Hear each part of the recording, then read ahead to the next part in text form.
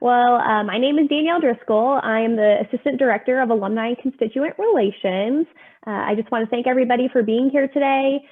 We appreciate you taking time out of your evening. This is a little bit out of our norm, of course, with COVID and everything going on. Everyone's kind of turned over to the virtual side of things. So we have done these about weekly since the beginning of the semester. We have a few more here to go till December. So, you know, we prefer to be traveling, seeing everyone face to face, but we found that this is working pretty well, and we're enjoying engaging people from all over that we may not get to typically travel and see. Several weeks ago, we had some people log on from Africa, which is pretty cool. Of course, we don't get to travel to Africa. So, you know, it's nice to engage those people that we maybe don't typically see. So I'll just kind of give you a rundown of how this is going to work. I think I mentioned in the email, we do encourage you to mute yourselves while our presenters are talking, just to avoid background sounds or any of those things. And if you do have any questions, you can use the chat function, and our speakers can come back around to that and answer those questions, you know, as they have time. And same way for me, if you have any questions, you're welcome to ask me as well. But again, this is the virtual guerrilla gathering with recruitment and retention. We're lucky to have Scott Donaldson, Director of Admission, and Heather Eckstein, Director of Student Success Programs, with us tonight. So I'll go ahead and turn it over to them. All right, Heather, am I going first? Shake. Okay, all right, just making sure. As Danielle said, I'm Scott Donaldson, Director of Admission here at Pittsburg State University. Really, kind of like Heather mentioned in an earlier email this week, I threw together a PowerPoint just mainly to remind me, you know, the key points that I wanted to hit tonight. And you guys will notice my gorillas are going to help me tonight. So they're all behind me. They've all got their masks on just like they're supposed to be. They're probably not, I forgot, they're not social distanced, but they are wearing their masks. So anyway, let me jump in here and see if I can share my screen. There we go. Perfect. I feel like I'm playing Hollywood Squares, but here we go. Let's see here. All right, can everybody see my screen? Shake your, okay, perfect. Perfect. So I've got the title recruitment on here, but as you heard me say, I'm the Director of Admissions. So really that covers both sides. We have 5 regional recruiters, one of which is on here tonight. But we have 5 regional recruiters and that was really, I'll stop real quick and kind of explain, that was really kind of a shift in the way we were doing things for the longest time. And I really believe that shift was starting before I even got here, but certainly we continued it once I got here. For the longest time, we would have most of our admission counselors, recruitment people based right here in the Pittsburgh office, and they would travel. And so, you know, they were spending a lot of time behind the windshield, pretty much, which is not safe, and it's usually not very productive either.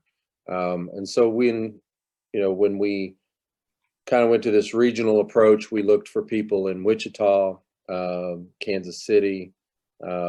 We have one here locally, and then we have one over on the Southwest Missouri side that travels into Arkansas and Oklahoma as well.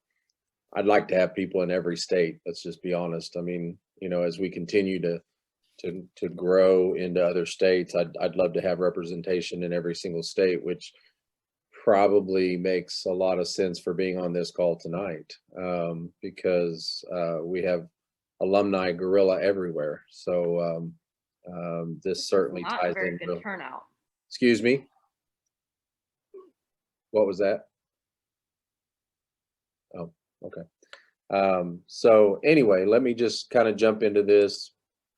And I started out with a quick little video that we played. It's probably 2.5 minutes long, but it's a great video that kind of, number one, tells the time that we're in. the COVID time. And then number two, kind of highlights some of our kiddos that work in our office and in the diversity office. So everybody see that?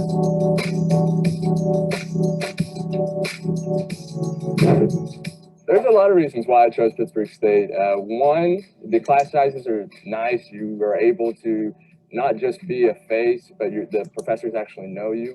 And also, the programs that they offer here at Pitt State are great across the board. Everyone here is going to help you if you need it. All you have to do is go to them. Every professor is available almost all hours of the day. All you have to do is ask them for help and they'll be there for you. You know, I chose Pitt State. You know, it's not too far from home, but I'll still get the 4-year university atmosphere. For me, I made so many friendships through the organizations I got involved in. I had bridesmaids at my wedding that I made here in college, which was huge for me, and friendships that'll last me the rest of my life. I love the community. I really love the city of Pittsburgh and how it's a college town. I chose Pittsburg State University because it was just a great environment when I came for my campus tour. I really liked the sense of what I got here. It felt like a D1 school when I got here, and I personally just loved the atmosphere that Pittsburg State gave to me, and it was like on any other school that I never felt. I feel like it's a family. Everyone here is your biggest fan. They are here to support you. They're here to root for you and go to bat for you, and you don't even know them. Like the first day on campus, there were people here who wanted to make sure that these 4 years were the best years of my life and that I was as successful as I could be. Football season was a lot of fun with tailgating.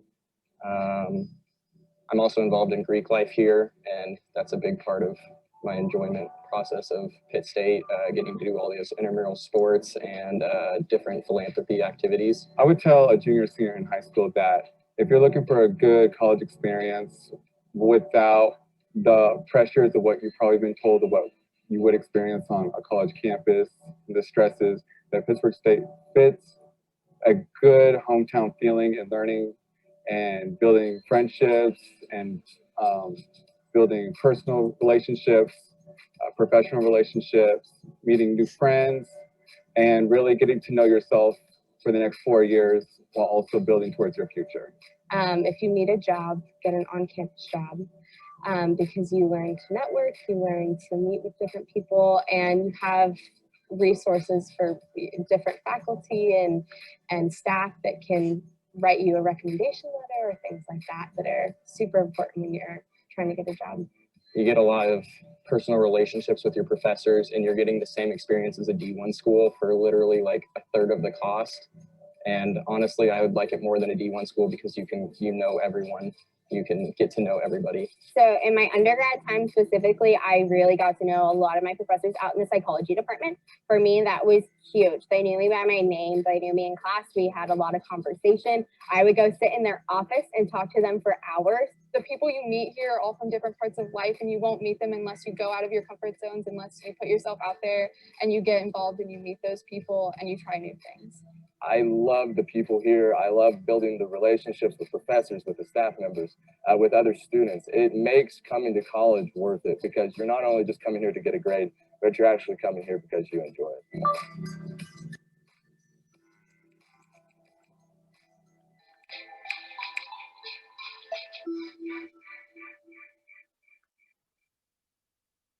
Isn't that like the best video ever? Hold on. We didn't need to see it twice though.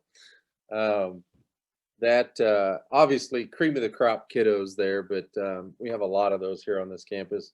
I've got 6 work studies that work for me in the office, 3 GAs that pretty much just take care of all of the campus visit activity that comes through the office. And then we have an army of about 35 to 40 ambassadors at any one time that do our tours. And we've had to kind of adapt a little bit. You know, we'll talk a little bit more at the end here about some of the other ways that we've had to adapt, but just from a campus visit standpoint alone, you know, we've had to offer more time slots throughout the day because we've kind of had to limit those that can come during each time slot so that we're not, you know, our target number is not over 15 There's probably times that we get 15, 16, 17, but we're not bringing in 30 and 40, you know, in one time slot like we used to be honest with you. But we're offering a lot more opportunities to come during the daytime. So, you know, our visits are still pretty steady. We really never have had a problem with visits. You know, leading up to the coronavirus time, we had really an increase in visits. We had a pretty steady increase in applications. You know, and we're admitting somewhere in the neighborhood of about 92% of the students that apply, which Heather may, you know, squirm just a little bit when I say that number, because I know she and I work together very closely to make sure that, well, to make sure that I'm not, you know, off on a tangent, admitting students that, you know, won't stay and graduate, because that's really the goal. But anyway, our new freshman admission requirements. So, man, this has been a hot topic for 18 months probably. The Kansas Board of Regents is really on this kick to open up as much as they can admission requirements. You know, if you didn't know, it used to be that you had to have either a 2.0 GPA, or no, not either, a 2.0 GPA and a 21 ACT to be able to get into Pitt State. And you also had to take a certain required Kansas curriculum, certain number of math credits and science credits and so on and so forth. KBOR has now come in with this that you're seeing on the screen right now. Doesn't matter if it's an out-of-state student or an in-state student, it's a 2.25 GPA on your high school transcript, or not and, but or a 21 ACT on that test. And yes, if you take a SAT, we do convert that. But don't ask me how it converts, because I don't know the exact formula, but yes, we do convert SAT scores. The Kansas curriculum is still out there. We do still recommend, is the new word, instead of required. We still recommend that they take a certain number of math credits and science credits and so forth, foreign language and so forth in their high school curriculum. So anyway, let's see. If it's okay, I'll wait till we get to the end and then I'll look at those questions. There's a chat that just came through. All right. Transfer wise, so how does a student classify as a transfer and how do they get into Pitt State? It's pretty simple. As long as they have 24 hours or more, but it has to be after high school graduation. So the big kick right now, obviously, for students is to take as many concurrent hours in high school as they can, and that's a fantastic idea. You know, we encourage it as much as we can for students to do that. But this is 24 credits or more after high school graduation. That would classify them as a transfer student. And then on the right-hand side of that screen, it's really pretty easy. Admission requirements for a transfer student is a 2.0 on a 4.0 scale. That is on their college credit. So the first screen we looked at for freshmen coming in from high school was on their high school credit. This is on their transfer credit. Okay. All right. And then, so we've been pretty aggressive here on this slide here. First of all, most of you that are on this call, I can tell, know what flat rate tuition is. But just in case, flat rate tuition just means that a student comes to Pittsburg State University, and as long as they take 10 credits or more, they will pay one flat rate, $3,752 a semester for this semester and the spring semester.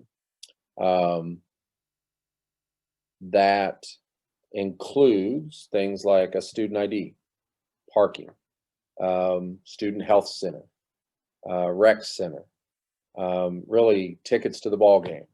You know, really about anything that they do on campus. Now, I always asterisk this and tell people that you know, it's possible that they run into an extra charge out in a technology major, or, you know, maybe somewhere across campus. There is always that chance, but we do a very good job of trying to include everything that we can into that flat rate tuition. And you'll find, at least we do, people that visit our campus, they either know about it ahead of time, and that's one of the reasons they're standing on our campus checking us out, or they didn't know about it, and when I tell them about it, they're blown away. They can't believe that they pay one flat rate and they don't have to worry about paying for tickets to the games, or paying for their kid to go to the health center, or, you know, buying a membership to the rec center, because that's what happens on most major colleges, college campuses, is they have to nickel and dime, or they nickel and dime them quite a bit. But that's the flat rate tuition. We have been really aggressive, I feel like, at least I'd have to say, at least since I got here, the administration's done a really nice job of expanding our reach when it comes to in-state or Guerrilla Advantage. You'll notice on this little map or picture on the left-hand side that Kansas, Missouri, Oklahoma, Arkansas, Texas, and Tennessee are all filled in red. That means that all of those states now are in-state tuition. So that, you know, I know when I first got here, we were looking at how many counties over into Missouri somebody was, and we were trying to, you know, look really closely at, you know, did they qualify for the edge or did they qualify for advantage? Now the entire state is colored for Guerrilla Advantage, and that certainly helps us quite a bit. I will note that the Texas and the Tennessee, and I don't know who it is, and I don't need to know who it is, but I will point out that the Texas and Tennessee was actually sponsored by, you know, an alumni member, an alumni foundation member helped us with that. So, you know, that's how, I mean, I'm telling you, there's guerrillas everywhere, and they're always helping us and supporting us. So we appreciate that. You'll notice the yellow is what we would classify as Guerrilla Edge. So that's Colorado, Nebraska, and Iowa. But there really isn't any difference between that and what we call MSEP, which is the Midwest Student Exchange Program. That blue and the yellow are both that $5,211. So it's that 150% of in-state tuition. So if anybody lives in those states, they still pay a reduced rate. They do not pay out of state. And then the rest of the states would come in at that out of state. I was actually working on numbers a little bit before I got on here, and the registrar's office gave me a report earlier this week. We have 33 students that are paying out of state, domestic students, undergraduate. So that's not including graduate, it's not including internationals, but domestic undergrad, we have 33 students that come from some of those white states. So not very many. All right. This, I probably won't talk fast enough to follow this, but we probably should have slowed this down, but Jill put this together for me. She's my office manager, and long story short, this is the part where I said we'd come back to some of the virtual stuff that we've had to do. So we created, I should say Gregor in our marketing department created this amazing one-page, you know, it's full of videos. We have demonstrations that have been recorded that are on here. We have all types of things that a student could access from home, virtually, from school, anywhere. There's also the team website where we can, you know, pull up any one of our recruiters. Brandy's on here tonight. You can see her on there as well. But recruiting during 2020 has been an interesting run. We have maybe about 80% of our schools telling us we're not allowed in right now because of obvious reasons. college fairs that we would normally have really across the state of Missouri, Kansas, Oklahoma, Arkansas, even down into Texas, are just either not having them or they're converting them to virtual. Now there's a few in Texas, there's a few in Oklahoma that have still been happening, but very, very limited on the ability to get in front of people, which I think makes it even more important that we're doing campus visits right now. There are some schools that aren't doing campus visits. There are also some schools that are doing, half of a campus visit. One of the employees here on campus took their student to KU today. No, yesterday. Took them to yesterday to visit KU, and they said that it lasted 2 hours. They had about a 45-minute in-office presentation, which we do something similar to that here. Then they walked outside and took about a 40-minute walk around kind of a little square. They did not get to see dorms. They did not get to meet with academic advisors. We're doing both of those. So we are extremely fortunate to have people on campus all the way from Dr. Scott down that see the value in when somebody comes to our campus, they need to see a dorm. They need to see Gibson Dining Hall. They need to meet with an academic advisor while they're here, or else, honestly, why did you come? That's what they're coming to check out, are those things. So anyway, this is our website. This is our main page of our website. And if you hover over the admission tab, you can find a lot of stuff, but that very first red box says Experience Pitt State. And that is where you can find everything from our virtual tour to all these different videos. You can contact one of us pretty easily.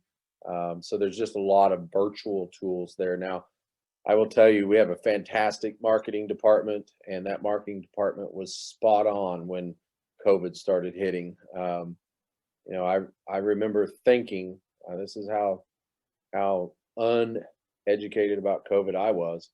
I remember thinking, we'll be back after spring break. And we weren't. And then it just kept dragging out. Things kept getting canceled. In fact, I remember very vividly the day that I asked Dr. Smith, and I asked it this way. I said, we're not going to cancel Rumble in the Jungle, are we? And he said, not a chance. And I walked out of his office confident that we were going to have Rumble in the Jungle. And about 3 hours later, we were canceling Rumble in the Jungle.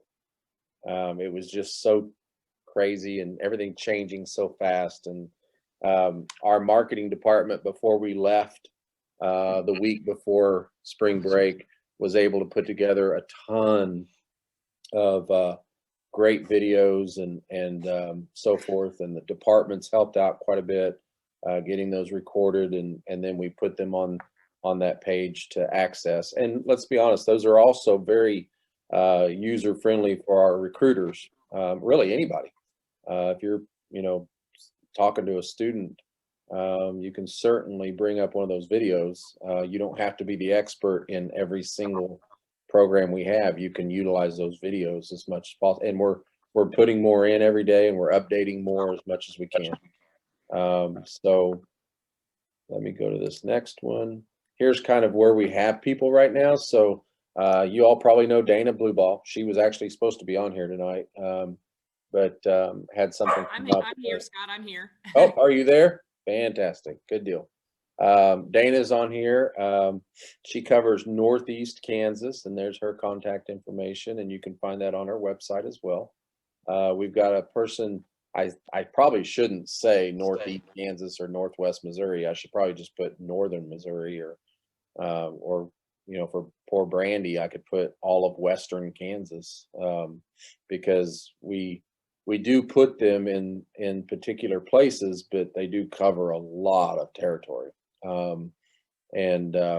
For instance, Ashland covers the Missouri side of Kansas City, but she also covers all the way across. I believe she was in St. Louis a couple of times last year, but that's not enough. I mean, there's no way that covering, going to St. Louis twice is enough. But Erin is really my Southeast Kansas person. She does go over to Carl Junction and Joplin and some of those as well. Brandy, who's on here, covers Central and Western Kansas, lives in Wichita. And then Jeff lives in Joplin, but he used to cover Northeast Oklahoma and Northwest Arkansas for another college. And he has a master's degree from here, so I convinced him to come over this direction, and he covers those territories for us now. So we have 5 regional recruiters out there on the road. So that's pretty much. Now there's one more thing on my list that I didn't put on the actual PowerPoint, and then I'll jump up here and look at these questions and stuff too. But I'm working with Danielle, and I'm working with John and Katie, and we're trying really hard to put together a virtual alumni training for sometime next spring. We're probably, we've talked to administration, President Scott, Dr. Smith. This makes perfect sense. There's nobody that's against doing this. We just have to figure out exactly what the right steps are to make it happen, and to do it right. This would, when I have 5 recruiters out there, that's not near enough to cover all that territory. We've got lots of people, lots of alumni in Texas. Texas is now in-state tuition, but I don't have a recruiter down there. So with budgets the way they are and stuff like that, it makes a lot of sense to do something with alumni. So I don't have a lot of details. I just know that I have the support, of those above me and the alumni office, and we're going to make something happen virtually this spring, as far as a training program. It won't be, I keep saying that you guys bleed crimson and gold already, so it's not like I have to teach you that. It's not like I really have to teach you a lot. We just have to I want the message to be the same, if that makes sense. I always use, and I'll be quiet after this, I always use McDonald's as an example, even though that's probably not very good for you to eat there. But you go into McDonald's in Kansas City, or you go to McDonald's in Dallas, Texas, and you get pretty much the same product. It's the same message. It's the same, quarter pounder or whatever. We're not a quarter pounder. We're much better than that. But I don't want the message to be, 15 different things when there's 15 different people out there. Got to be on the same page. So we're working on that, but we're very, very, very, very close to it also. So, all right. Let's see here. I will stop sharing. How about that? And I'll look at these questions. Oh, great question. Is this just for fall 21 admission or going forward? It starts summer of 21, the new admission requirements, and they will not change until K-Board decides to change them again. So they are our admission requirements going forward. Oh, sorry, Heather. I see that you, thank you. And that's it. All right, very good. Unless there's any other questions, I'll be quiet and give the floor to Heather. How about that, Heather? 30 minutes. That's great. Let me get my share pulled up so I don't forget what I'm doing.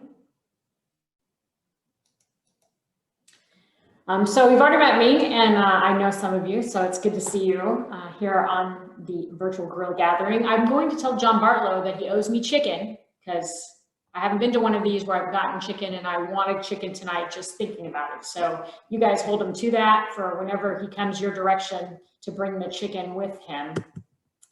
I'm first going to talk about Pitt Cares, new student orientation. This is in student success. Some of you may remember it was in admission, and then it was in student support services, and then it was in admission, and now it's in student success.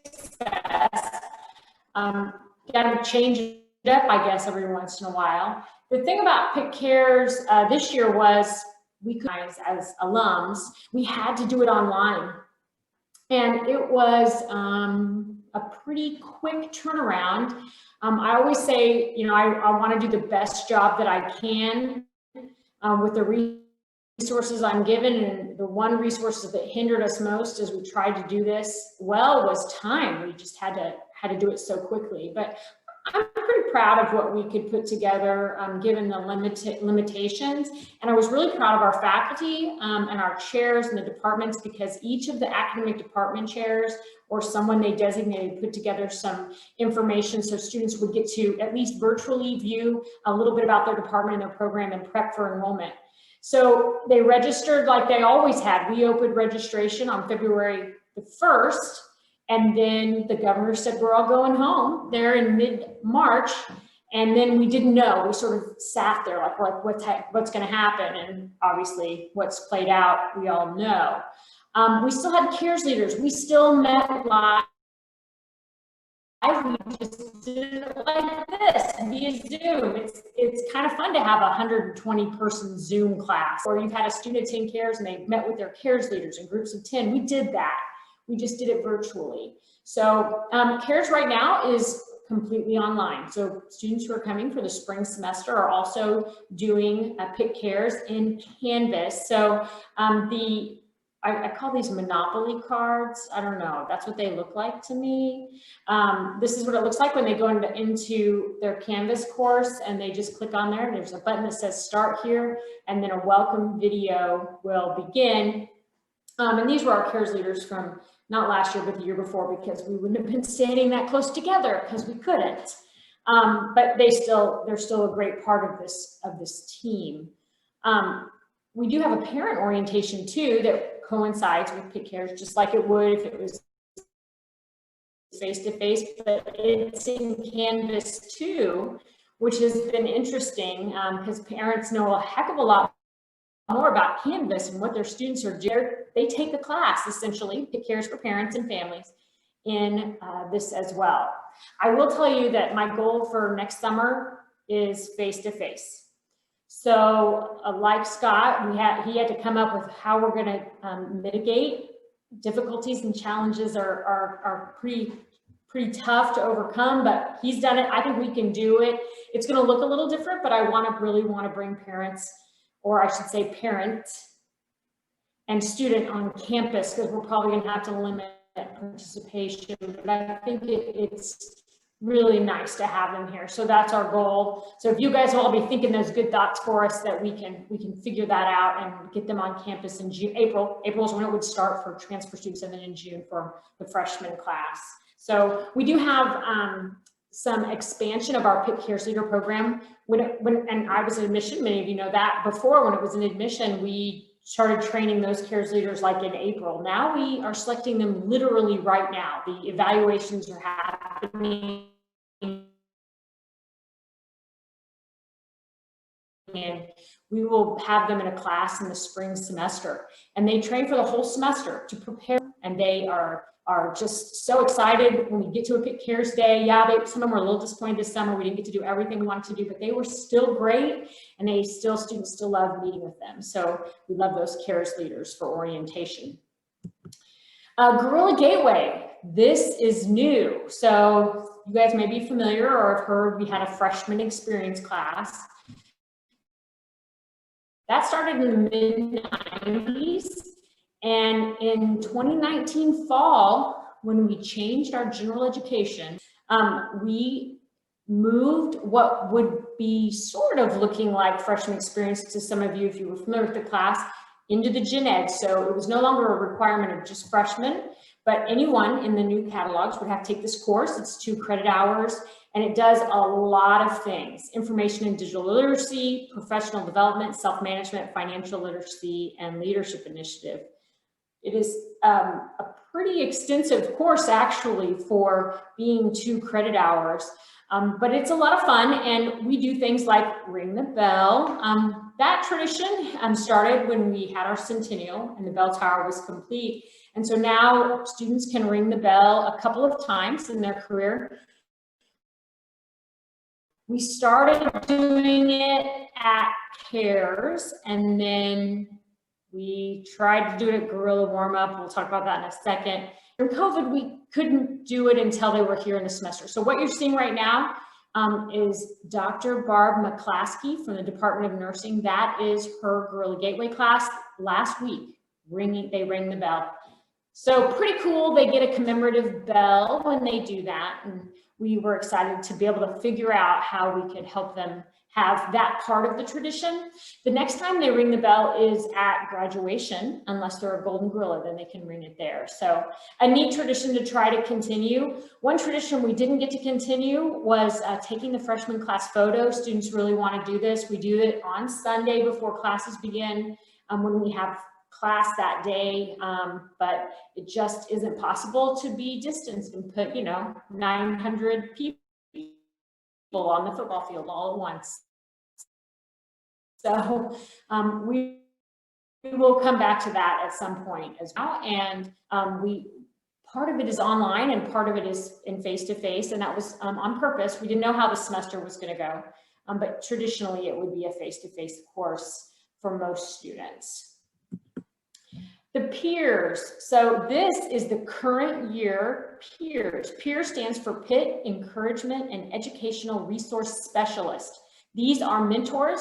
Each is assigned to a section of Guerrilla Gateway. This program has been in place since 2009. I was actually the person who developed the program and put it in place in freshman experience and now continue it in Guerrilla Gateway. Our fabulous photographer on campus, Sam, took every one of those people's individual photo and then laid it out nicely so that they look like a group. So we did not violate mask policy. Nobody turned me in. Also, that would have been a pretty good angle there. I think you would have had to dig a hole to get that angle of Russ Hall. So this amazing group, they volunteer. They don't get paid to do this. They go to every Guerrilla Gateway class with a section. They have group chats and all kinds of things, and they do an engagement activity outside of class and volunteer. They volunteer to do this and really mentor. Students will talk to me about some things and they'll talk to them about very different things. And we want to give them that opportunity to have someone who does know stuff about Pitt State and about deadlines and about processes and about just being a college student, and in addition to having that expert in the classroom. So these guys give us that student perspective. And I always say one things I hate about when students come in and they say, they told me, I'm like, who is they? Because they're wrong. And this is a they group that they know the right answer, and they're not going to give an answer unless they know it's right, and then they'll ask someone and get the right answer if they need to. So love them. We're very spoiled to have them. We're selecting them too. They have to take a training class in the spring to be able to mentor next fall. Many people, I have allowed them to graduate because then I lose them, and they're fabulous. So we will hopefully continue this program for many years to come. I think a lot of students have benefited. Certainly from a retention standpoint, we can see the difference these students make. That's why this program is here. Strangely, when we developed it, that was the focus. Like, we're going to have them help us retain these students, help them make connections on campus. What I did not necessarily think would happen at such a great rate was the level of benefit these students get. So as they go out in the world and do job interviews or to go to graduate school, they will call me and text me and email me and say, hey, you're not going to believe it. This is the question. This is what they asked me about. I'm in 12 organizations. This was in the middle. This is the one they pinpointed. And it's because of the mentoring aspect, because it obviously is a leadership and a knowledge and a willingness to give. Because I always tell them, listen, it's a volunteer thing and you spend a lot of time doing it. So great group, very, very wonderful and dedicated group of students, and also good students too. So that's important to know. Couple other retention things we have. We do academic success workshops on campus. I probably could have used a few of these when I was in school, I'm going to tell you. Reading textbooks, who loves that? Nobody's going to raise their hand for the most part. But there's a better way to do it. And we've got a workshop that in 35 minutes, you will be a better textbook reader. You will not have to go, I've been sitting here for 30 minutes, but I have no idea what has just been read. we will teach them that. And there's several topic areas. So note taking and time management, that's a biggie. We do research rescue. We have an academic 911 right after midterms for someone who maybe dug themselves a little hole they need to get out of. We even do some money management type things just to help people if they're having trouble with budgeting and give them some resources to help them do a better job at that. We also have targeted tutoring in student success. So some of those higher risk courses where students traditionally struggle, we have some tutors who have been successful in the course. That's one of the things that I'm really insistent upon. Sometimes departments say, Heather, we want to have a major in there. And I'm like, no, I want a student who is not a major, who took this class and really had to work to get through it and did well and knows the content well and can interact with the student in that way. We do individual student success counseling. So I met with a student today. I can tell you there's going to be no FERPA violation. The student was he's having a little trouble finalizing his enrollment for spring and finishing up a couple classes. And we just talked about some strategies for him specifically. We talked about who he is, what his schedule is, where he lives, what he does in work, and then came up with a plan to finish the semester strong and really work to be successful in this course that he's really struggling in at the moment. And we only have, after this week, really 3 weeks, and not including Thanksgiving, well, the week of classes, dead week, and then finals. We have a CRM, Constituent Relations Management System in student success that has an early alert. So starting the 3rd week of school, if a teacher is seeing that a student is not meeting his or her academic or attendance expectations, they can send us an alert, and we will reach out to the student and say, hey, just want to check in and see how you're doing. This is in addition to midterms or down slips you may remember having as part of what Pitt State was doing before. This is earlier than that. We want to try to get them assistance, the student assistance, before we get to midterm, if at all possible. And we do a lot of outreach for students with that. And then something that's been new in the last 10 years or so is we have some learning communities. These are students who are in at least 2 classes, and they're all in those 2 classes. So Guerrilla Gateway is like the base course. So they'll be in a section, Dr. Mandy Peak's section of Guerrilla Gateway in the biology department. She's a professor. And then they'll be in Dr. Harry's section of Principles of Biology 1. So all 30 students in both sections of those 2 courses. And it really is nice because they get to know each other. They're kind of their own little cohort. They have similar interests automatically. They're not just a freshman. Everybody's a freshman who's in Guerrilla Gateway typically. Not necessarily true anymore as we expand that to transfer students, but that's kind of been the role. Well, now they have this other thing that's pretty big and in common. It has been expanding. The College of Business actually puts all new business majors in a learning community. So they are all enrolled in a section of Guerrilla Gateway. There have to be 3 or 4 every fall semester to take the number of students. And then they're also enrolled in Intro to Business, which is now required in the College of Business for business majors. How exciting. I always loved that that course was called Intro to Business, but business majors didn't take it. Well, now they do. So that's nice. And that actual learning community continues into their 2nd semester. So they remain a business major. They are now going to be enrolled in Econ 200 or Accounting 201. So microeconomics or financial accounting, sometimes both, which is really nice. So again, that common interest, that group that's going to be going to school together, they're really connected right from the beginning, and it can help with retention. Construction has one too. All construction majors are in 2 or 3 sections each semester, and in their introduction to the industry course, very successful there as well. I think that's all the information I had to share unless someone has any questions. Retention is challenging because every student is doesn't have the same level of preparation or maturity. And so we try to meet the student where they are and help them to gain the skills they need in the classroom to be successful in that classroom, and not just that class, but beyond. So one of the things we teach our tutors is, yeah, you're gonna, whatever, you're talking about biology, great.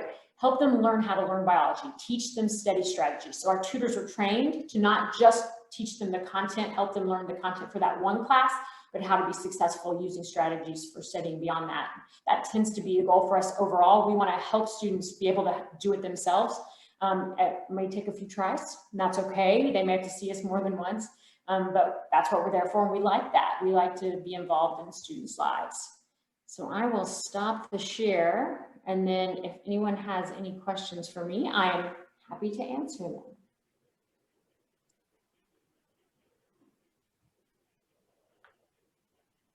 Also, no questions is fine. I unmuted just for a second to tell you that two things. First of all, and she knows this because I tell her this, I've told her this before, but our retention numbers are above the national average, and so Heather and her office do a fantastic job. And let me just say that, you know, I've been places where we worked really hard to recruit the kid, get them there, and then we forgot about them.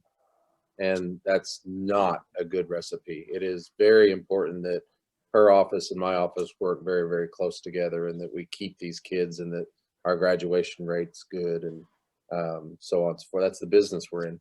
The other thing I was going to point out, it dawned on me when she first started, is, you know, we've learned, at least in our area, and I think everybody on campus would say this, that even when we go back to face-to-face or hands-on, or we get people on our campus, there are going to be a lot of things that we will still pull over from what we've learned through this process. For instance, our counselor luncheon last year, we were very happy with it, but we had 84 counselors on campus last year having lunch over in the ballroom, and we were super stoked about that. It was awesome.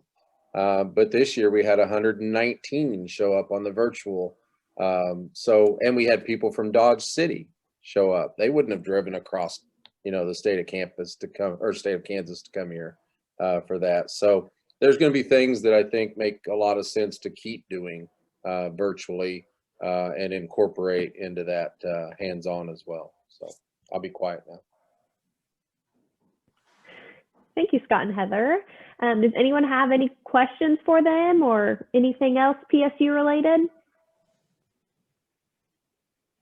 One? You can ask anything. That's people just transfer any call to me and say, Heather, do you know this? Oh, do. Maybe I'll find out. I get good questions like, where do you unload a motorcycle from a pickup truck if you do not have the ramps? You can't bring them with you. There's a place. It's at the Weed on the north end. I found out. Good to know. Good to know. Heather, I have a question for you. This is a question for Heather. Do you, your location has changed, and you know where you're at now that you are separated from admissions, or separated from, I guess, Russ. How is your new? You feel like your new location in the library is accessible and has all of what you need? Yeah, we love being in the Axe Library. So we're on the first floor of Axe Library, and if you haven't been to campus in a while, so Missy, I know you're going to be coming to do a campus visit. You make sure you come in and roam the library. Completely renovated except for the second floor. That's going to happen next summer. There's 2 parts left. And so beautiful. We have individual, they're kind of like fishbowl classroom or study rooms where you can like go in there, sit down at a desk, plug in all your stuff and sit there and study. And there's little bigger ones where you maybe have a group project. We have stations in the library where a group, like you have a huge group project, you have to do this big presentation. They can sit down with this huge monitor, plug their laptop in, view the same slides.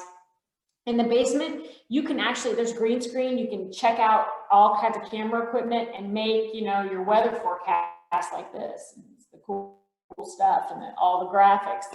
I probably can't run that machine anymore. I learned on one that's so old, but that stuff is really available to any student in the library. It is amazing. There's also a Starbucks. It's not open right now because of the pandemic, but it'll be back. So that's new and different. If you spent some time on the 3rd floor of the library, like I did, and had to sneak a beverage in, don't tell them I did that. So yeah, really, really amazing. One of the things I didn't share with you is that student success is also the student accommodations, is where student accommodations is for students with physical or learning disabilities. So they see us So some of those study rooms are actually where we do testing. And so really very nice to have them right by us. Our space, we have our own classrooms. People try to put classes in there. I'm like, no, I know that nobody owns their classrooms, but we do actually. You can't have this one because we do study hall in there. The football team, I don't know if you know, we have a football team. You know, nobody knows that, but they've been coming in and doing study hall with us. So they come and check in and they'll study in our classrooms or be in the computer lab that's right next to us. So our space is amazing, and we're really lucky to have the library, because it also gives us longer access. Like if we want to have an event in the evening, or we have an honor society, they meet and do all kinds of things.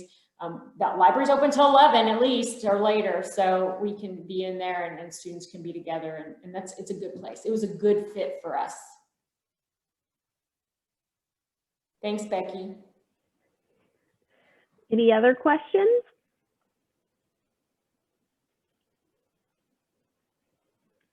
No? Okay.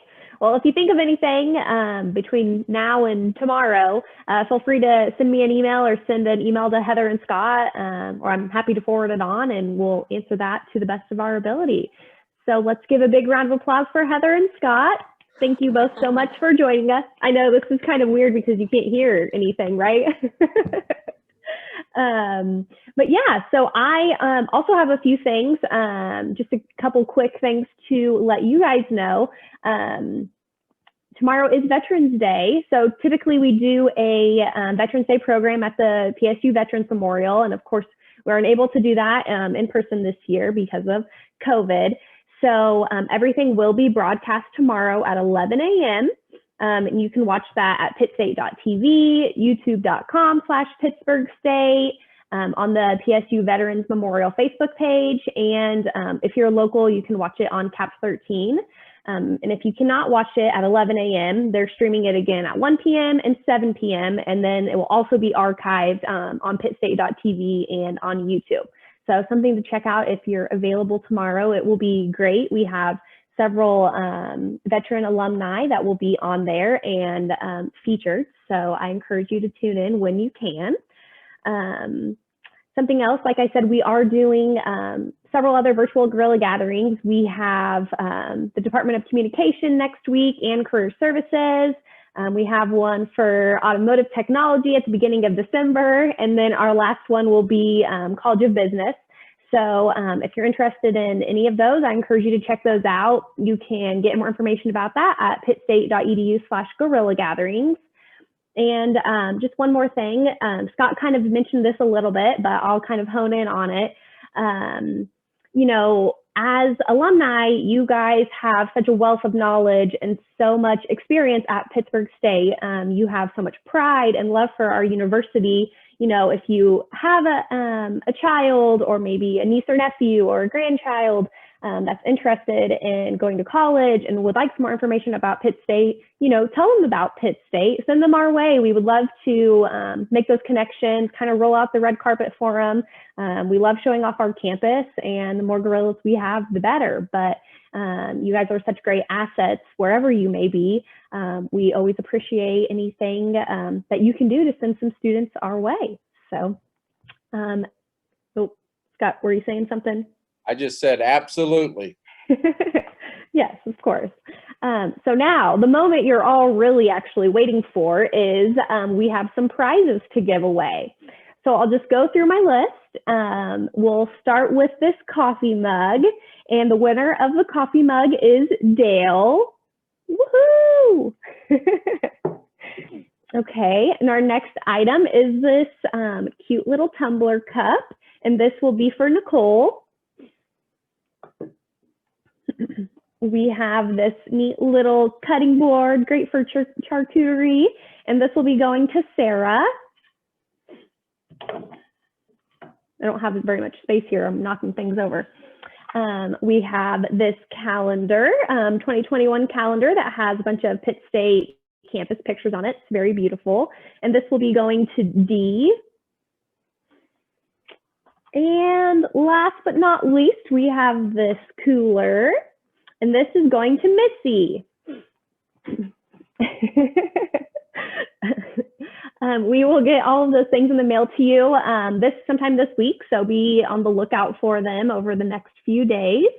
And if anyone has any other questions or anything else, feel free to send us an email, or I can stay on here and answer any questions. Again, thank you so much for joining us during these kind of crazy times. It was nice to see all of your faces. We miss interacting with alumni and getting to have dinner with you. And as Heather mentioned, we miss having our fried chicken fix.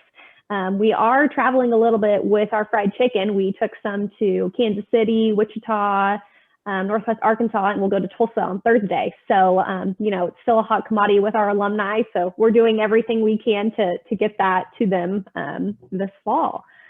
Again, thanks so much for joining us. A big thanks to Heather and Scott. We appreciate you both, and I hope everyone has a great evening.